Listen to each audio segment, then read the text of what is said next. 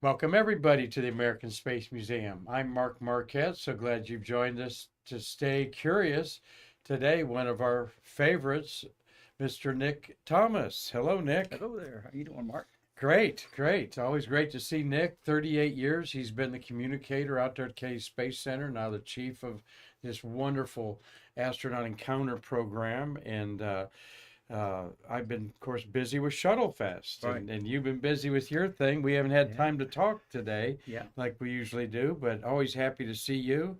What's going on at the Space Well, I Center? will tell you that the crowds have been terrific. Our chat wits have been full house for the past 3 weeks, Oh, really? and we've been seeing great crowds every day. We're into a good Easter stretch here, and a lot of people who have come to the chat with events, come with having learned about it from postings on social media and so forth. And uh, the crowds that we've been getting, not only in size, but also in the questions that they're asking, have been terrific. I mean, these aren't your average, how do you go to the bathroom in space kind of Yeah, people. I mean, okay. some of these people, especially the young kids who come with notes, who have their questions all lined up, they come with some really in-depth questions. So it's Uh, been very, very good. Um, Bob Sinker, who was with us just before yeah, Fred Gregory, who we have now. But Bob said that for the time he was there, every single crowd was terrific. He enjoyed every single one of I them. miss So Bob out there, we've one been of the having a lot early of fun. astronauts, but I'm going to try to break a leg to get out there and see Mr. Gregory tomorrow because Good. he's one of my favorites. He's We so articulate and down to earth. I know he's one of your we favorites. had dinner last night and swapped some stories and talked about the future of human space flight. So yeah, Well, hopefully it's you a can good share time. some of that with us Sure, today, as we're sure. going to have a program about a little bit some current events. We got one astronaut birthday, and then it Hmm. dawned on me this is the end of women's celebrating Women's Month, and we've been big on that. And one last shot at them with talking about some Navy women astronauts, and three that are in the queue out there quite frequently with Hmm. you. Yep. And I'm really fascinated with the one that we met the other day. I got a beautiful picture of you. She is Heidi Piper. Hmm. She's really very interesting to Oh me. yeah, yeah. She doesn't see. We'll talk about that.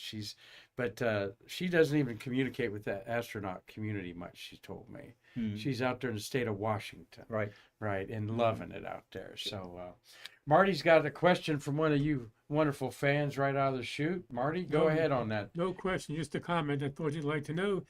Dave Stangy's the new grandpa today. Hey, Hey, all congratulations. right, Grandpa Stangy there. Well done. Well done there. Maybe you can come to Shuttle Fest. We'll see. But as I'm chiming in here with, of course, Steve Jokums is watching, Mark Usiak, you know Steve. You met Steve last year at Shuttle Fest. You'll meet Okay. him again this year. Julie Clay says hello to all of us. Bob Mayran is down in Miami. He'll be at Shuttle Fest. Good. Dean Babcock's going to shake your hand. Tom Celentano. Hmm.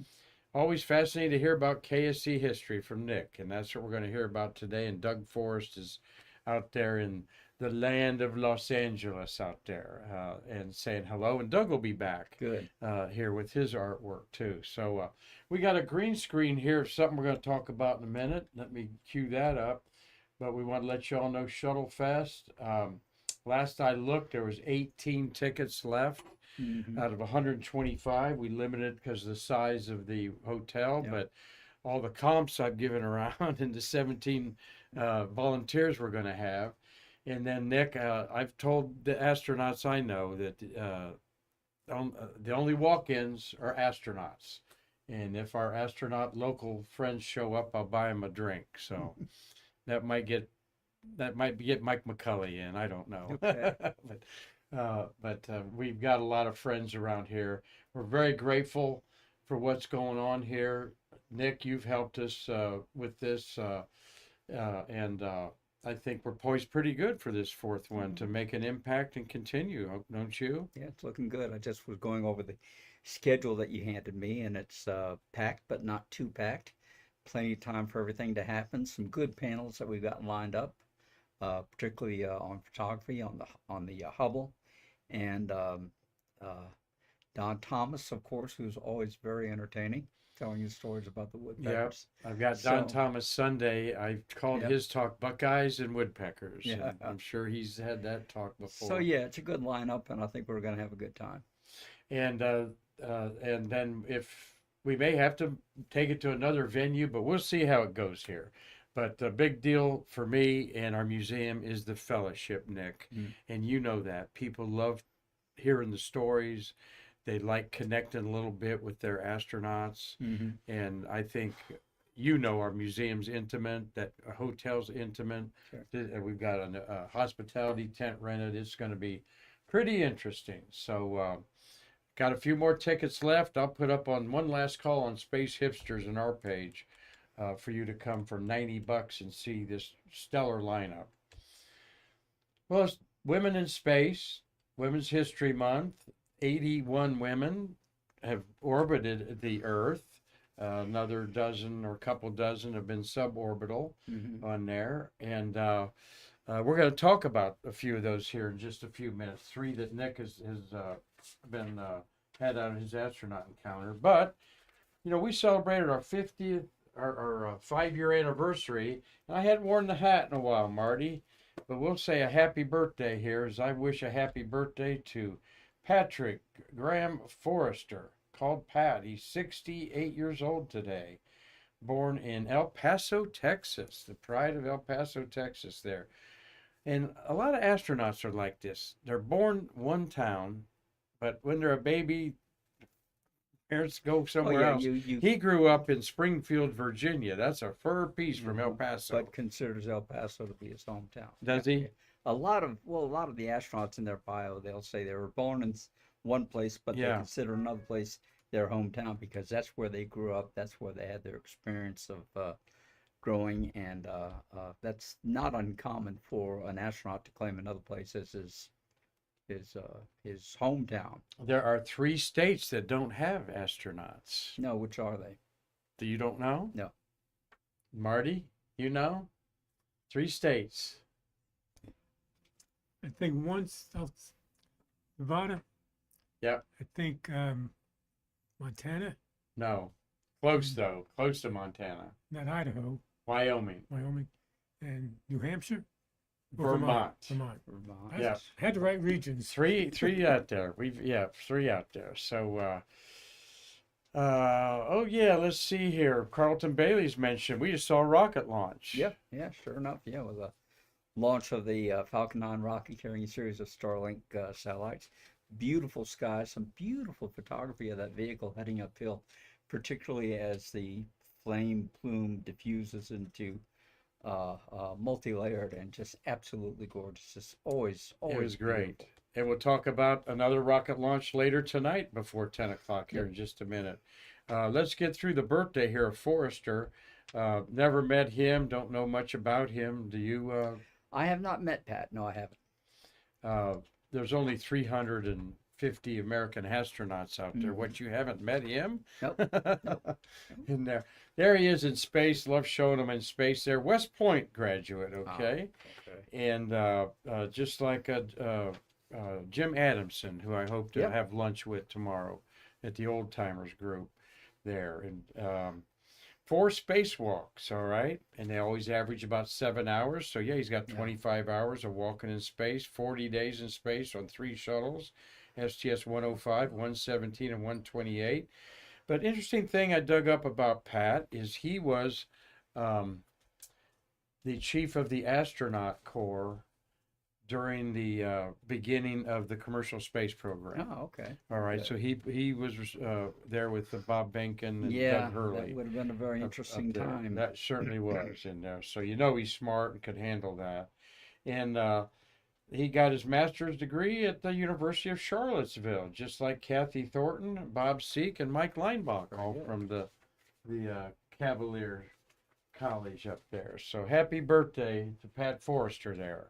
Wherever he's at, I'm sure he's enjoying a good time. A little bit of space history. The Russians, on this date in 1966, launched the first man-made object to orbit the moon. Mhm, yeah. And we're going to talk a little bit about with Nick about going back to the moon. Well, 66. Okay, that's 59 years ago. Yeah. Yeah. was the first time we even put anything around the moon, and it looked like this.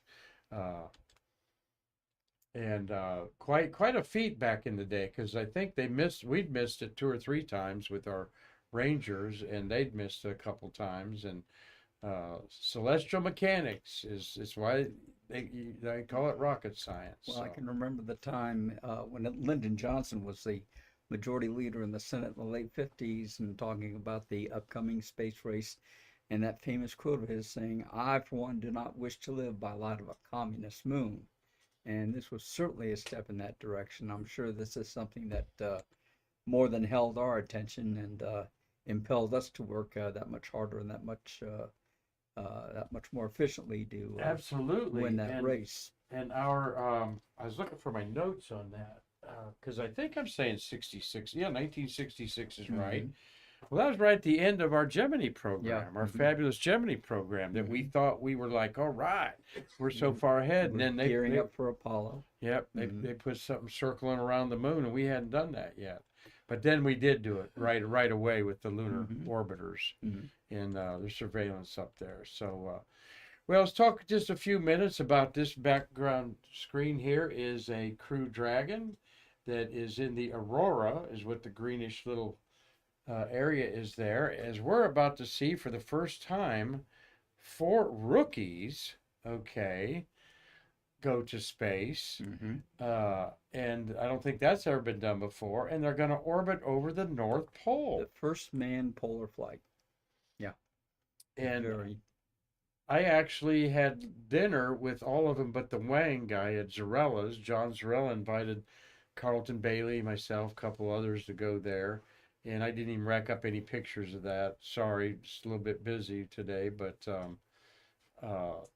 all of these, except for the gentleman Wang who's financing this, are real polar explorers. They've been to Antarctica. They've been to the Arctic Circle and all. And so, what do you think about this? Well, I think it's remarkable. It's a hell of a step in the continuum of human exploration.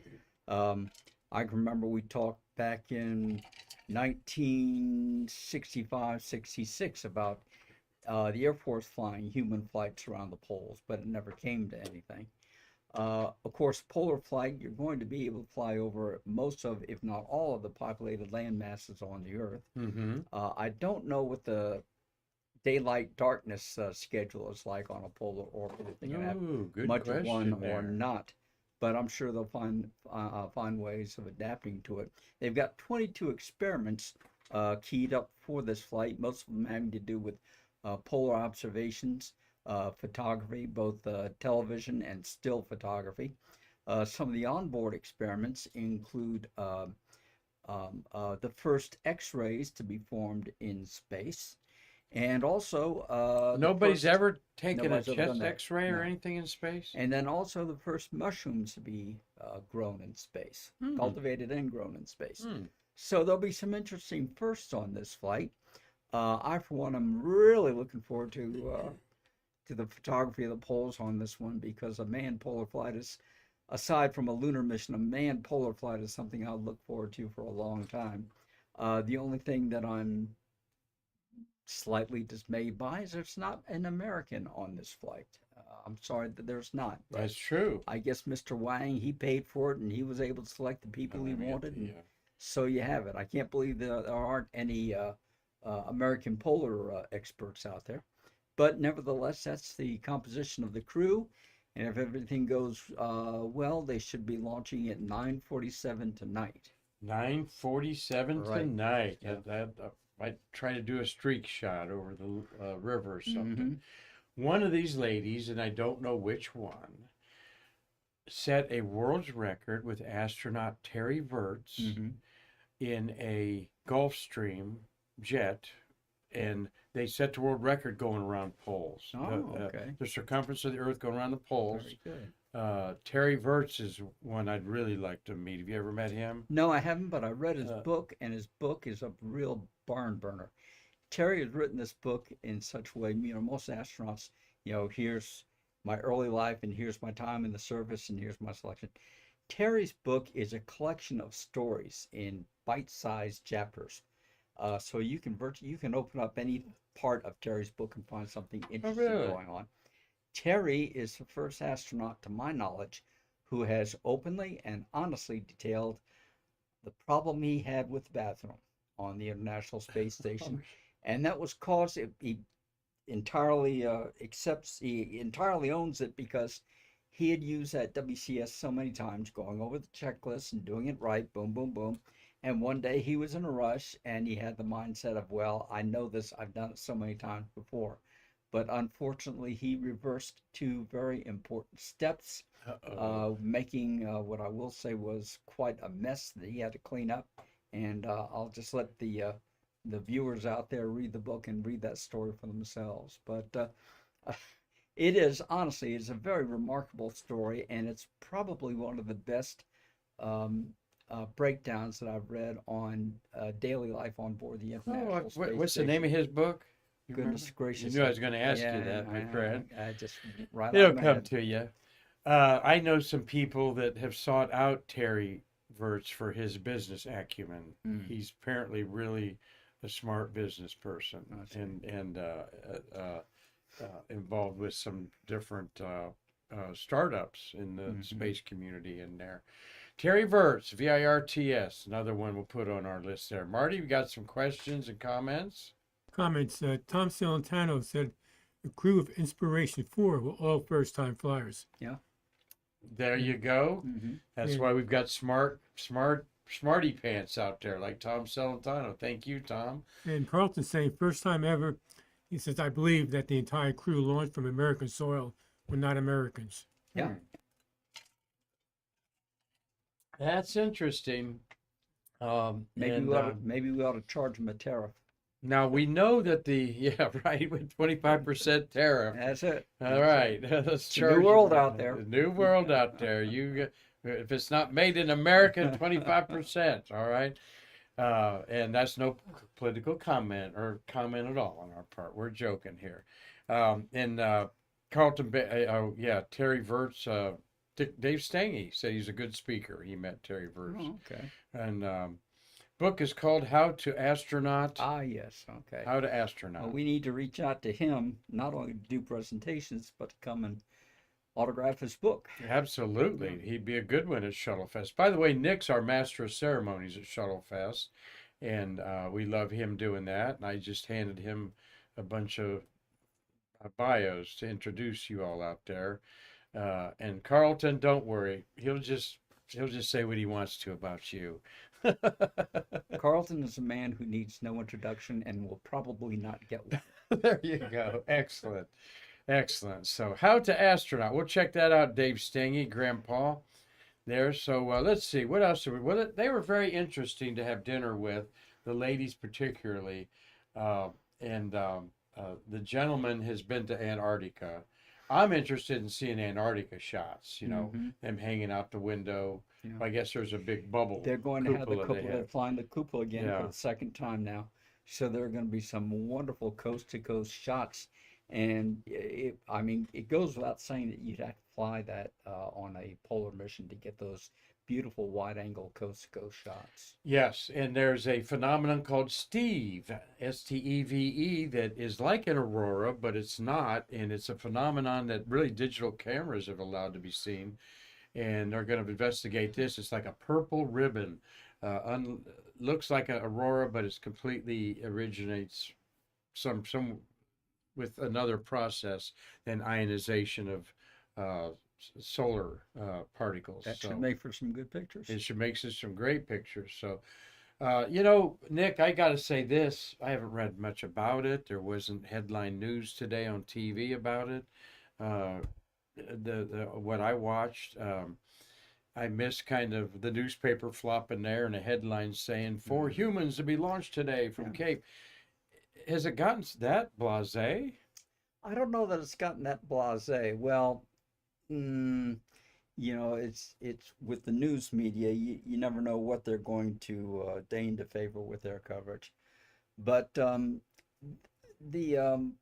these flights that have been done by Axioms, these private companies, have probably been a little less public than your average NASA mission. I have not seen, I cannot recall seeing any interviews with the crew so far. That's not to say they haven't advertised, I just haven't seen them. But if I was this crew and I was the gentleman that was paying money for this mission, I would want this mission front and center in all the media as much as I could get, because it is history making, not only from a scientific standpoint, because we've not done an exploration flight like this before, but simply from a human standpoint, because this is Admiral Byrd for the space age. Yes, Yeah, absolutely. this is going to the poles for the first Shackelford. time, Shackleton, and it's the first time humans venturing to the poles in space, and it's a remarkable point in human spaceflight history. And I'm just sorry that the press hasn't made more of it for whatever reason. Now there have been general outlines in the space media, but I don't recall the New York Times or Los Angeles Times headline about this mission. But they have other fish to fry, I suppose. Well, case in point, we sure heard about our stranded astronauts Yeah. ad nauseum. And we had an interview with them this morning at 9 o'clock on Fox. Oh, did They they? talked to Sonny and Butch, and they talked about their experience up there. And Butch said, "Yeah, this is something that you are prepared for. I mean, nobody expects 8 days to turn into 90, but you go into this sort of thing knowing that anything's a possibility. Mm-hmm. Your family is hopefully as prepared as well as they can be. But again, as Sam Gamar has said, this is something I signed up for. It's not something that they signed up for. Mm-hmm. So it can be a problem. It can be a bit of a strain for the family. But you're the family of a service member who is used to deploying in all circumstances. And I think there's a mindset there of being prepared for this sort of thing. It's not to say that when it happens, it's a little more difficult than you thought it would be. But I think Butch and Sonny carried it off quite well. I think it's another point of proof of the resilience of the human being in space, and the fact that even when something does go south, and it's not a life-threatening situation, well, you make the best of it, as Butch said. And I think that's exactly what they did, and they're to be applauded for it.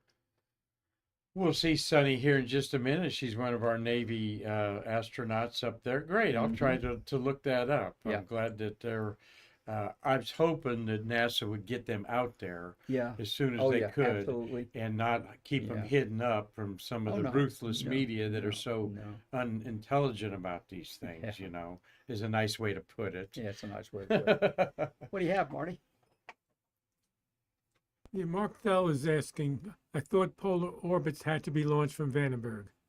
Well, in the old days they had to, but now we've seen on a number of occasions where Elon Musk has launched his Starlink satellites into near polar orbits by simply launching to the east and then taking what was that Bugs Bunny used to say, a right turn at Yeah. Albuquerque, Yeah, right. but taking a right turn during the ascent and being able to move to a relatively polar orbit. This one I expect is going to be, I think the highest one we ever flew in the shuttle program was 61 degrees.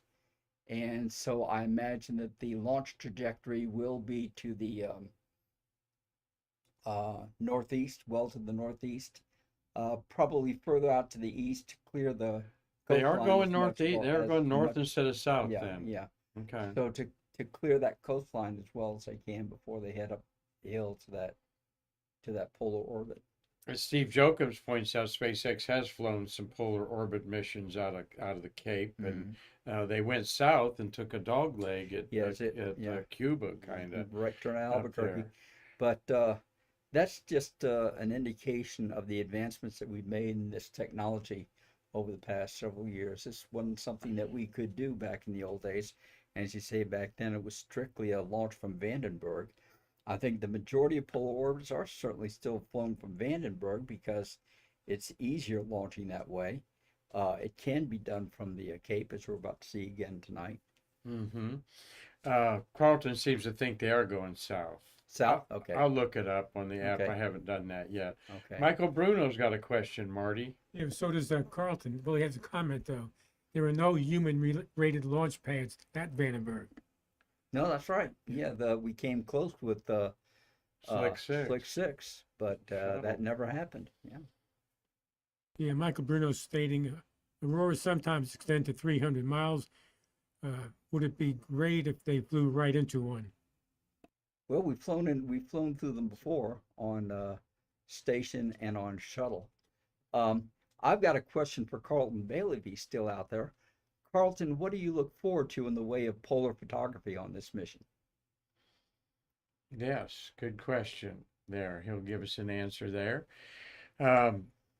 Well, this is going to be fascinating. I think, these, I don't know how to put it. It doesn't seem blasé, but it just seems so common. Here they are, media fretting about Sonny and Butch being stranded when they're like on a paradise island, orbiting the Earth, if you want to playing look it up at as it. though it were Apollo 13. Yeah, and and that's the media needs a lot of drama before it makes it up to a headline. And here you got 4 astronauts that are really scientists. Sure. Okay, they don't know anything about flying a spacecraft, and they don't have to. This is the miracle now of SpaceX, is they don't have to know anything but some emergency procedures. They're not flying this thing, and I don't know how many flights or what is the name of this Crew Dragon. I know there was a new one in the queue that they didn't use to go pick up Butch and Sonny. That was the 4th flight in return of that one. Yeah. And I think that's downplayed. We now have reusable human spaceships like the shuttle was. Well, again, the press has become jaded to reusable manned spacecraft with the shuttle program, so to them it's not a big deal. Right. Marty? Yeah, Carlton Bailey is saying he read it's going south.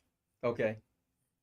Okay. Has he expressed what he's looking forward to insofar as photography? Not yet. Okay. Yeah. All right.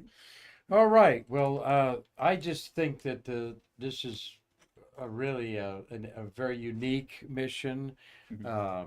Costs a lot of money. You know that it costs $68 million is the price tag for each Falcon 9. That's what they show, when they launch one. So you got that bill, and then you're leasing this spaceship for, I think it's a 5 to 8 day mission. Is that how long you read it? 4 to 5 days, something like that. 4 to 5 days. I believe they're going to land at that again, landing from a polar orbit. That's kind of novelty, and I think they're landing out of California now. Pacific, they're done landing at here. So and Resilience is Dragon, and so that one's flown before. Marty, check you inbox text. What does he say there? Maybe he texted you on the phone. His reply there. So, you got any other questions for Nick? We're enjoying a conversation here. I'm glad you've enjoyed this first half hour. I'm going to move into. We can still talk about this and there, but I'm going to move into another subject that Nick wanted to talk about. There's Artemis in November of 2022. Yep, beautiful, beautiful launch, and we understand now that the schedule for the launch of Artemis 2 might well be advanced, and it might be advanced as early as February of next year. Oh, The hardware is looking good. They should be getting ready to integrate the core stage with the 2 solid rocket boosters over in High Bay 3 of the vehicle assembly building. Our mission commander, Reed Wiseman, has an Instagram account, and he does a daily update. And when the word came up about the advancement of the schedule, he just said it just shoots excitement throughout the whole program, and everybody is. And for him, it's just like, this is getting real. I didn't hear this. Yeah. This is exciting to me. It was November, so March, April, May, June, July, August, September. Well, October. actually, we 9 months ahead. This is being stated as being something like a 3-month advance. Okay. So Well, that's good news because these astronauts are training very hard to do this here. Here's what Carlton sent us. It is going over Cuba, going south, and I'll show that to put you in there. There's the trajectory as you're looking south off the peninsula. So sorry, you all in North Carolina and South Carolina, you're not going to see the chug chug chug up there. But thanks, Marty. Thank you, Carlton. So that will determine where I'm going to watch it Mm-hmm. from. That might be a good beach shot to Yeah. watch it go over you on one of the beaches there. So thanks a lot there. Um, Mark Thale's asking if we're going to go to Zorella's during Shuttle Fest. Well, that's up to you all.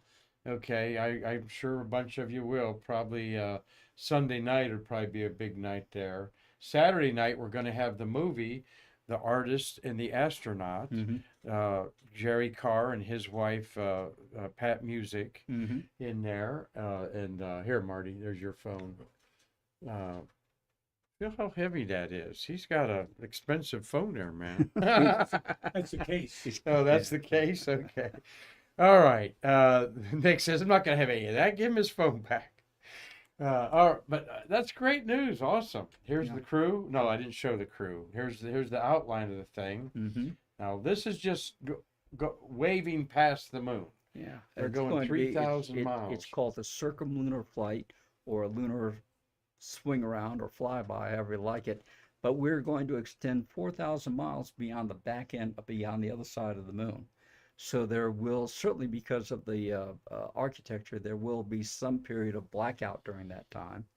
And I'll be very interested to read the books that come out of this as far as what their perception is, seeing the moon and the Earth at the same time in such at such a high altitude, Mm-hmm. further than any human being has ever gone to space before, surpassing the crew of Apollo 13. Yes. Yeah.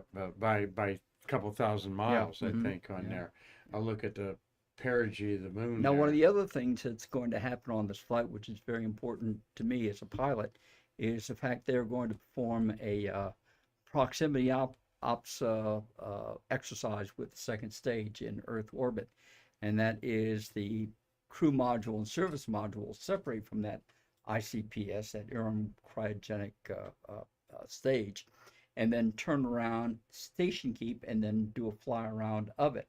Now, this is similar to what was planned for Apollo 1 with the CSM and the S4B, what was executed on Apollo 7. And on this flight, this exercise will be performed, and all 4 crew members will have a chance at handling the controls for this maneuver. Now, Vic Glover, as a pilot, is going to be handling the majority of this exercise, this maneuver, but all 4 astronauts will be able to take part in performing this maneuver. And it's simply a test of the manual control system of the spacecraft, seeing how responsive it is, how well it performs. And once that exercise is complete, the crew will then perform the lunar burn that will send them on their way to the moon. And their translunar injection burn is also going to be their deorbit burn, because it's simply a burn out, a loop around the moon, and return, and a splashdown. So it's going to be an exciting mission. I'm very much looking forward to it. Well, they got confidence in that heat shield then, Yeah. after all the tests. Well, the solution they found on the heat shield is not to change the heat shield, but to change the architecture of the reentry. Now, on the first flight, Artemis 1, we performed a skip reentry in that we dipped into the atmosphere, came out, and then re-entered. Well, apparently, that first fly out put the physical stress on the heat shield that caused those chunks to fall away. So what they're going to do to change that is to do a dip in and out, a second dip in, and then a reentry. So to kind of stretch that phase out, we were looking at a 4G reentry.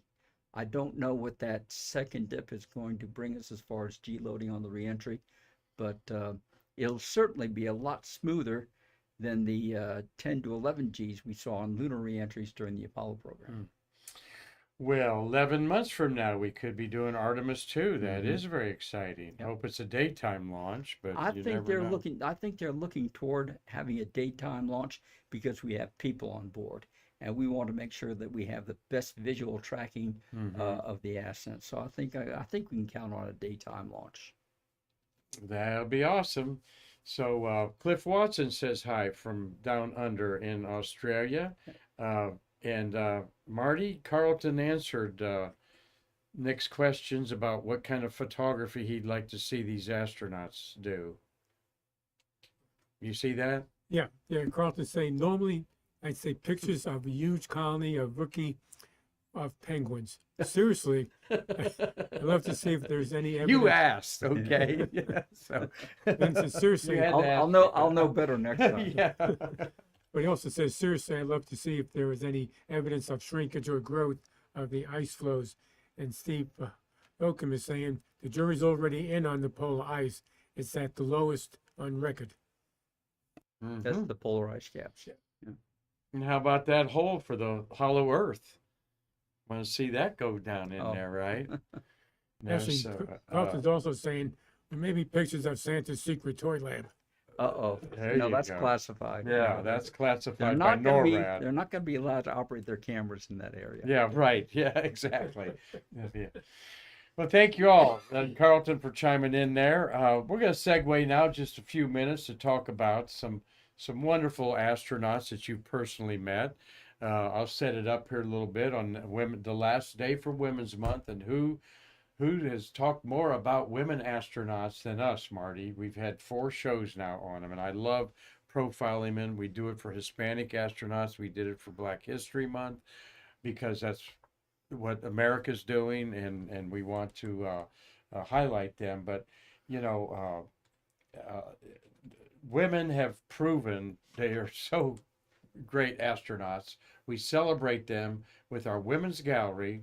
That when Rusty Schweikert, who helped form the Association of Space Explorers, when he walked in that room, Nick, he whipped out his phone and started a video walking around a 360 of it. He Right. said, "This is a fabulous room." Yeah. What do you think about it? Yeah, very impressive. And having had the privilege of meeting quite a few of these women, it's been remarkable to see how the program has progressed over the years, and to the point that we've got 2 more going up into orbit tonight. To Yeah. the point where it's, oh gosh, who was it?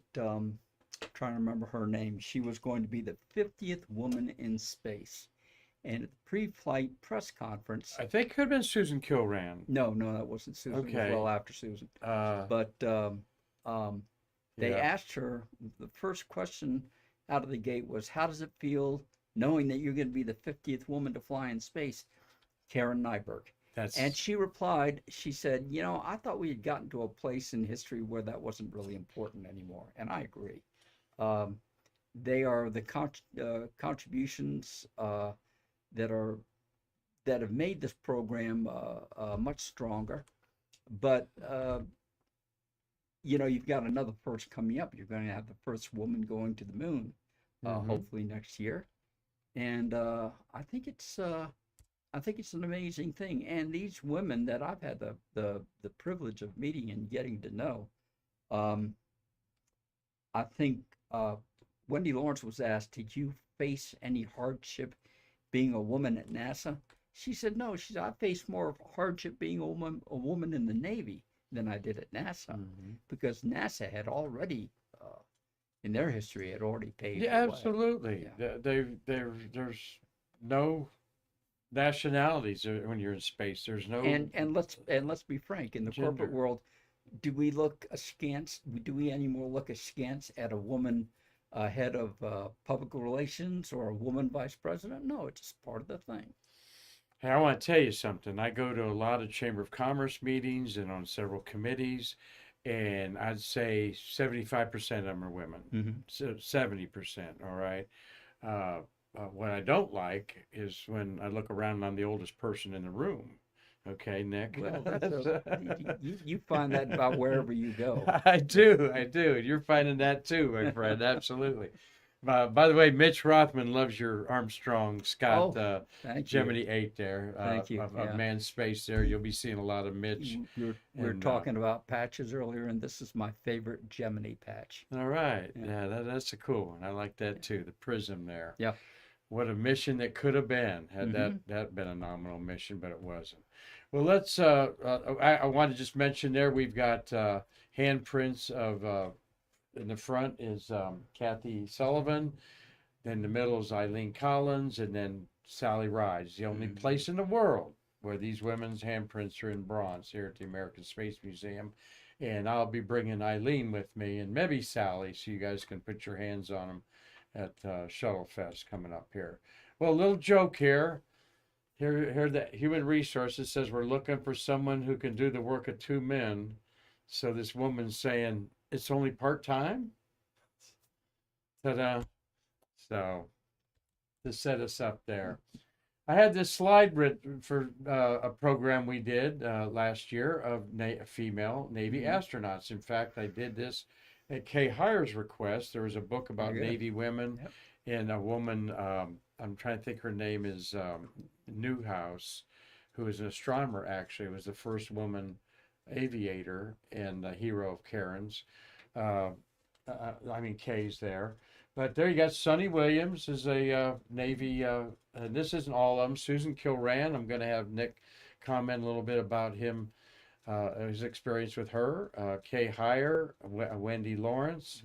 We've got our two Artemis astronauts there, Kayla Barron and Nicole Mann. And Nicole Mann is up in the, I've here, maybe you do too, maybe Mr. Gregory knows a lot more about that, but she's one of the top women considered for the first moonwalk. There has been absolutely nothing official. No, nothing official. But as far as a personal front runner, it's got to be Nicole. She is a Marine Corps fighter pilot, test pilot, combat aviator.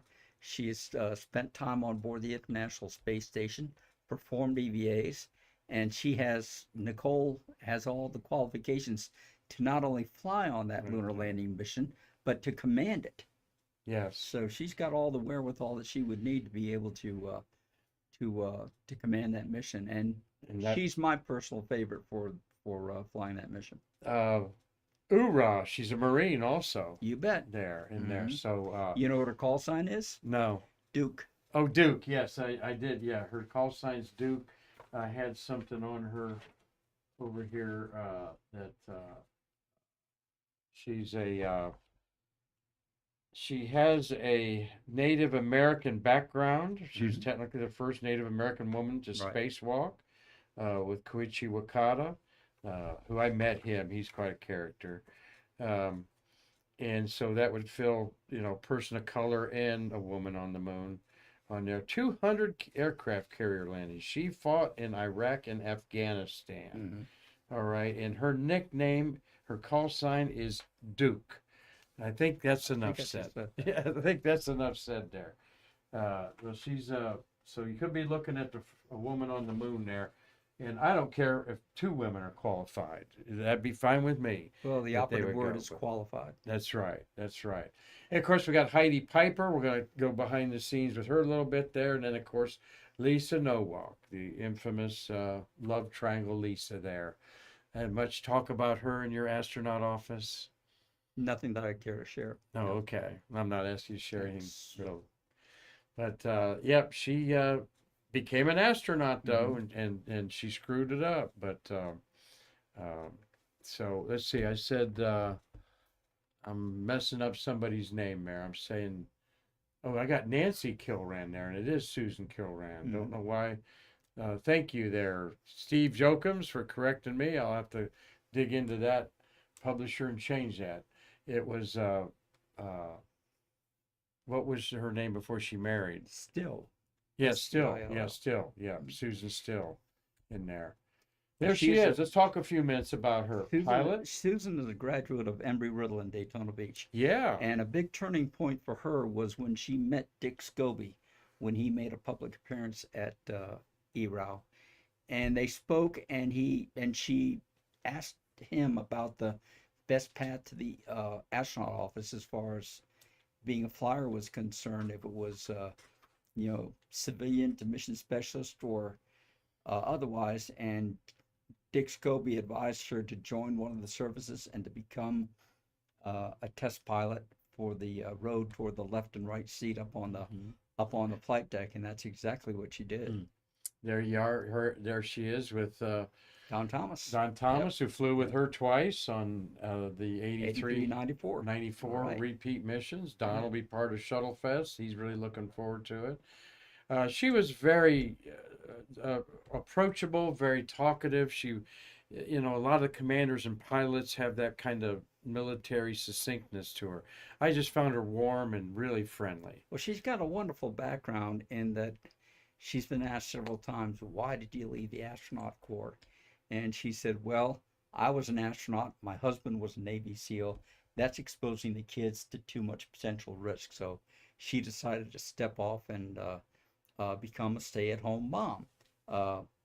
With And four children. she was asked, what's harder, being an astronaut or being a stay-at-home mom? And she said, being a stay-at-home mom is harder because kids don't come with a checklist. So it's been an adventure raising the family. Now, because of Colin's position, they've traveled all around the world. And those kids have had the opportunity to see more of the world than you and I will ever see. And she told me that the greatest time they had was when they went to France and they went to Normandy for the celebration of the anniversary of D-Day. And she said the kids could not get enough of talking to these World War II vets, Wow. spending all the time talking to these folks, and seeing how the people in those small villages still loved Americans and were still grateful for the sacrifice we had made on those beaches. So her kids are older in there. I was looking. She's born in Augusta, Georgia, Right. but she grew up in Nantick, Massachusetts. Marty, it's up in your area. Natick, Nantick, Walnut Hill High School, Nantick, Massachusetts.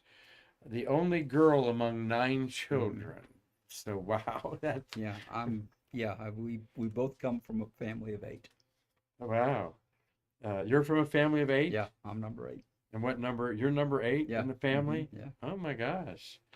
19 days, I say 20 days with her 15 hours in space up there. And Embry Riddle with a couple other good astronauts, Nicole Stott, Ron Guerin, and there's somebody else that is from Embry Riddle that's active around there. There she is giving a talk. She gives a great talk. I really enjoy her. And she wrote a book. She's got this little children's book there, The Unlikely Astronaut. Now she's also sent me a brief 3-minute, I think about a 2.5, 3-minute video. And some of the astronauts will do this. They'll lead off their introductions with a video that is a comprehensive of their career. And in this video, you see her in the Tomcat and full flight gear and every aspect of her career through her time up on orbit. And it's a really rocking video. I mean, when the audience sees this video, they are really going to be captivated by it. Where might we see that at, Nick? The next time she appears here at the Astronaut Encounter, that's when we're going to debut it. Oh, good. Yeah. Well, I'll be there for that, for sure. Yeah, Marty, you've met now dozens of astronauts. What you have something to say about Susan Kilran? I'm putting you on the spot, but Yeah, you put me on the spot. she's kind of like Fred Gregory. They're so different than what I expected, because I expected Fred to be more military-like, and to what I've seen of him, he's not. I mean, I'm sure he can put that on, but he's just I just like their demeanor. Let me put it that way. Very easygoing. Yeah, Marty, go ahead. I find almost all the astronauts that way. Yeah. The demeanor is just so friendly, and most are talkative. There's only about one I can think of who at times can be talkative, but she's great. I mean, No, it is. It's a tribute to you, Nick, and Winston Scott now, and the whole program that was shaped by, rest in peace, Mr. John McBride. He had a big hand in that, didn't he? Well, we talk about the fact that the chat with that we do twice a day is the favorite of the astronauts. Because it's freewheeling. You don't know what's going to happen next. The questions come in all type and stripe. This is the private extra ticket. 2 weeks ago, I'm trying to remember the astronaut, but he had flown 2 space shuttle missions. And the little boy over on the side put up his hand. He was about 12 years old, and I took the microphone over to him.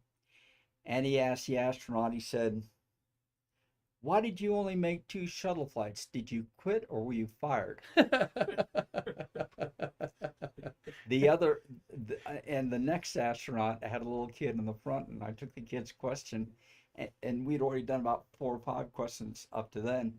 I went to the young girl and I handed her the microphone, and she looks up at the astronaut and she says, "Can I go now?" Jeez. Boy, thanks for the memory. Thanks for the memory. But indeed. again, it's something that they all enjoy because of the freewheeling nature and the chance for give and take, and more than anything else, the chance to give back by answering all those questions that people have had for a long, long time, and now they have a chance to ask at the source, if you will. So it's been great. Worth the extra ticket, and Oh, this yeah. is the only NASA center in the country that Only one. that Only place, allows you access to an astronaut every day that they're I will open. tell you, it's the only place on the face of the planet that does that. There you So, go. There you go. So that's our happy place here, though the Universal and Disney's just 50 miles in the other direction. It's just amazing. Here's another astronaut that we recently saw out there, Heidi Stefanshian Piper. Heidi Marie Stefanition Piper Stefanition, like Right. definition. Right. Stefanition Piper. with a step instead of a def. Okay, Stefanition Piper. Right. Born in St. Paul, Minnesota. Mhm. 2 shuttle missions, 115, 126, but she's got 5 spacewalks, almost 34 hours Yeah. walking in space. There she is a couple weeks ago, signing a Snoopy poster Mhm. for us there. And I had a nice talk with her in your office when you're going to get her lunch. And there's the whole situation there at the gift shop. They do it in the afternoon at the Atlantis building, but look at that family.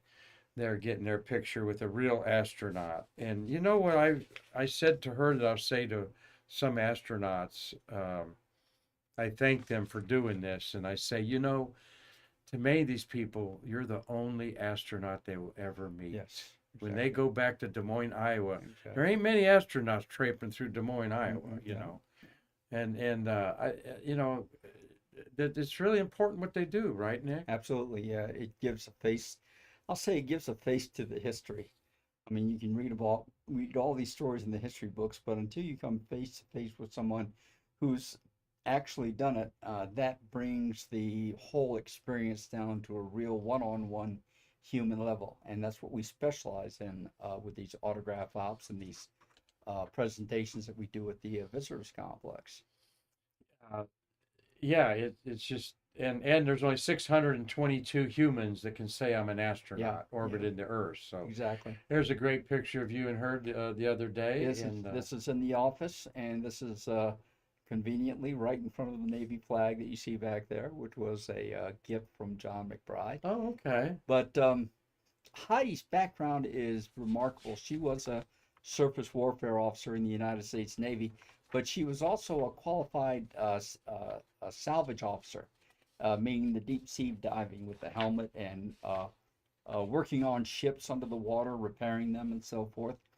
And when she looked toward the astronaut office as a possible home, she realized that what she did as an undersea salvage officer was not too terribly different from what these people were doing as astronauts performing spacewalks.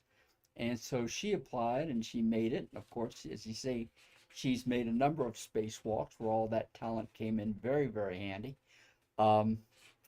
We talk about the astronauts' call signs. Heidi's call sign is Xena, or Xena the Warrior Princess. Xena the Warrior So, Princess. She yeah. was a Nemo astronaut. I love Mhm. that down there at Key Largo Naturally. underwater lab.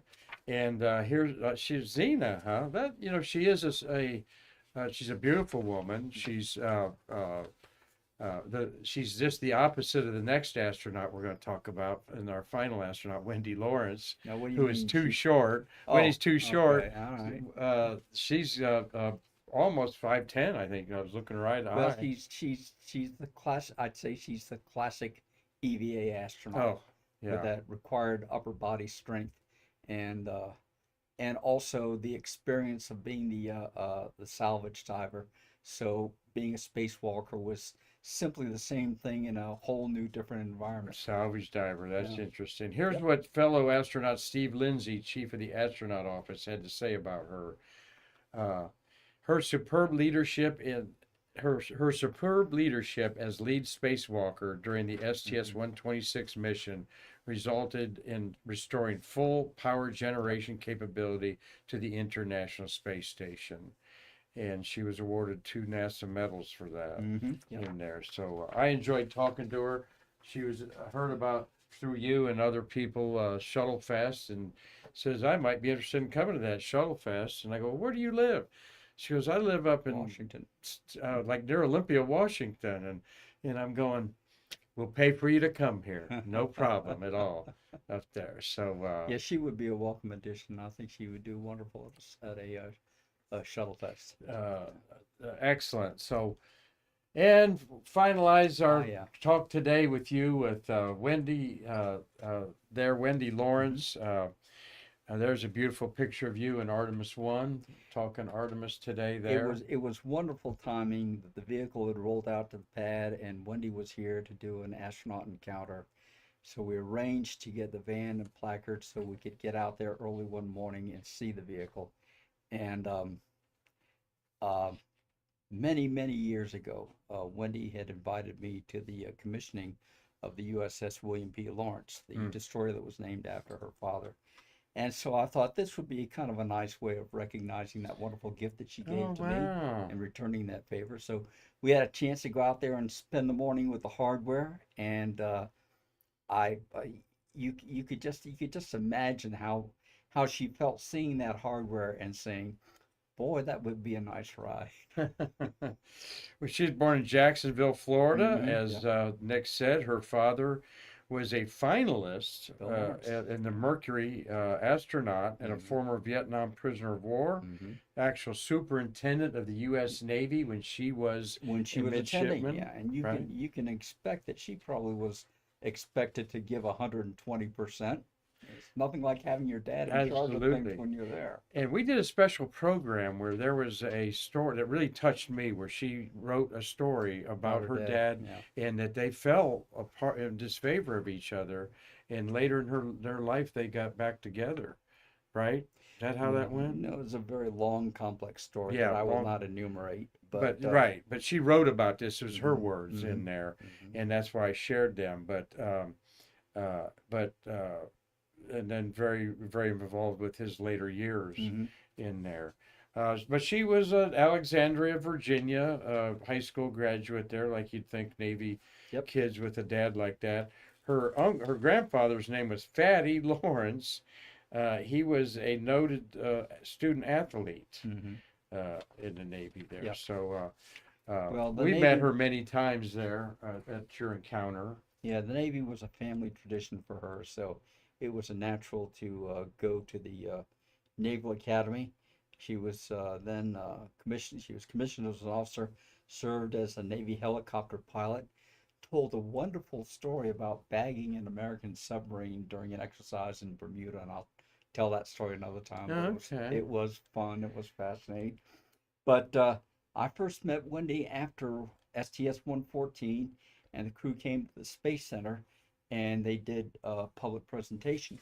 Now the crowds were so large that we had to put half the crew over in the IMAX theater and the other half of the crew over in the uh, Universe Theater. Oh my And gosh. Laura and I went to the presentation in the Universe Theater where Wendy was.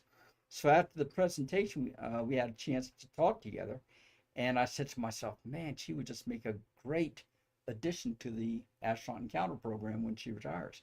Subsequently, she retired from NASA, I think about a year later, and she got in touch with one of the other female astronauts who got in touch with McBride and said, "Wendy's interested in joining your merry little band of show people over there." And so she's been with us ever since. Oh, that's a good She puts on story. not only a wonderful presentation, but she does, I think, one of the more both informative and entertaining Q&A sessions.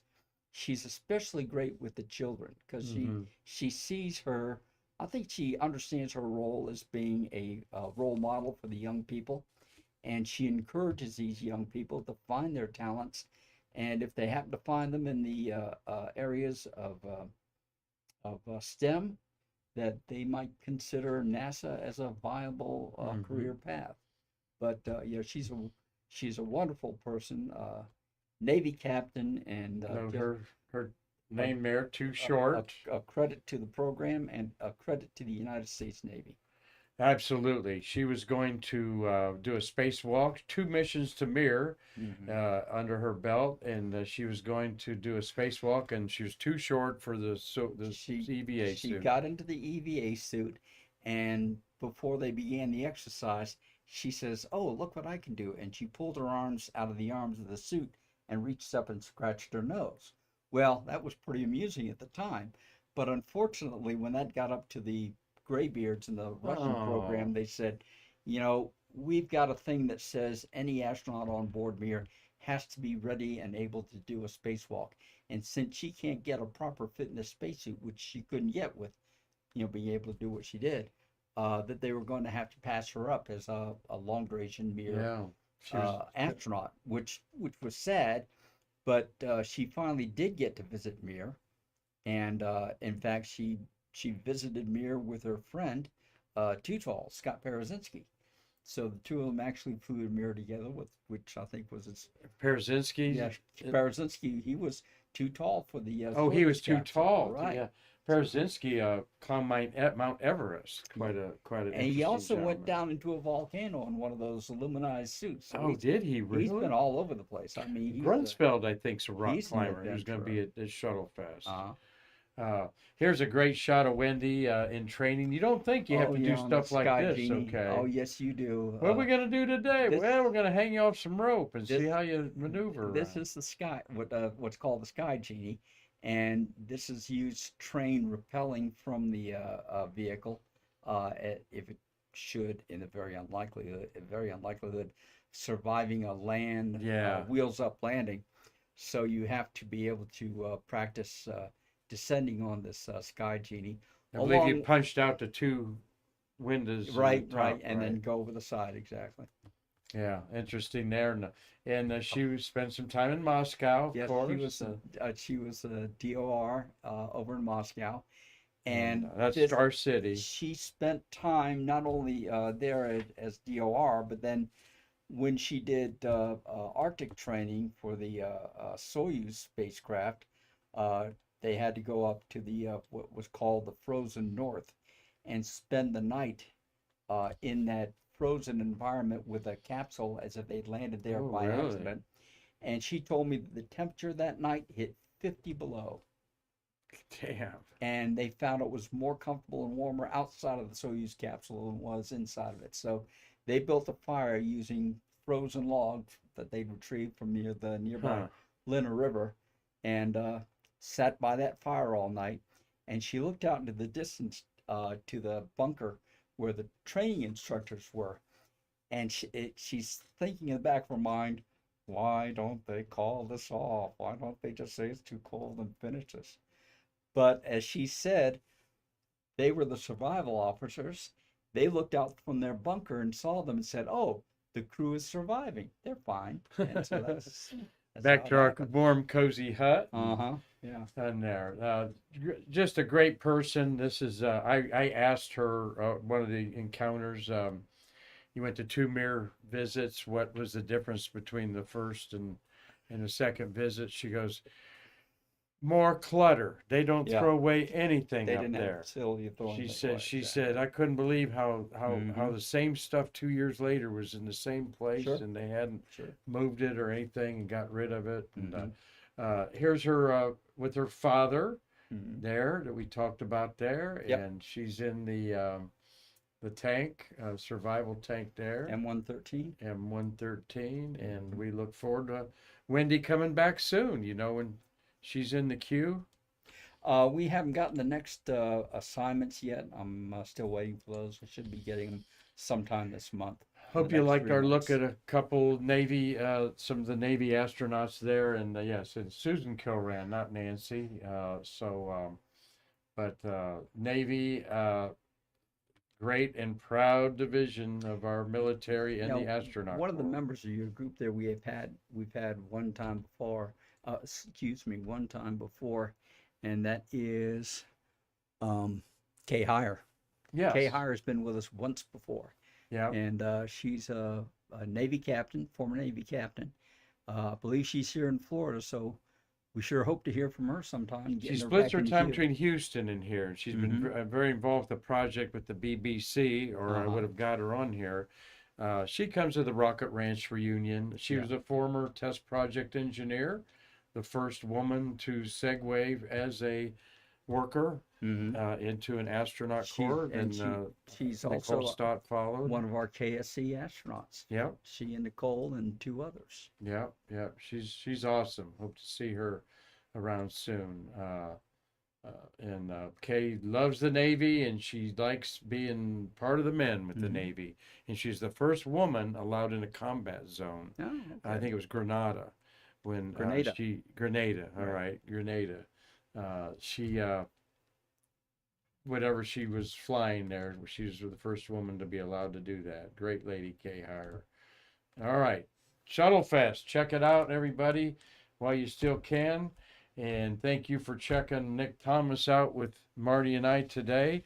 We've completed 5 years. You're our 1254th episode Yeah, very good. and counting. So thank you very much, Nick, for a terrific Oh, yeah, you insight. bet. I know Sure. everybody loves it on there. And I look forward to working with you at Shuttle Fest. This is why we've brought Nick on board and other people that know what they're doing. You're going to be very valuable with helping us go from 2 astronauts to 4.